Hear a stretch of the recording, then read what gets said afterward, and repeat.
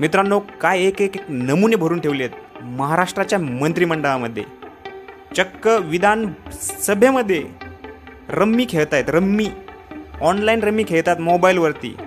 अहो, कशासाठी यांना निवडून दिलं आहे? शेतकऱ्यांचे प्रश्न मांडण्यासाठी यांना निवडून दिलं आहे. कष्टकऱ्यांचे प्रश्न मांडण्यासाठी यांना निवडून दिलं आहे.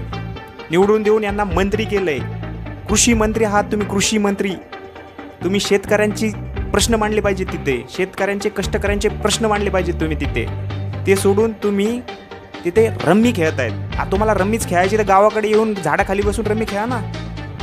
कशाला एक सीट वाया लावतात? एवढी घाण आणि नीच प्रवृत्तीचे लोक कधी आणि कसे सुधारणार काय माहीत नाही.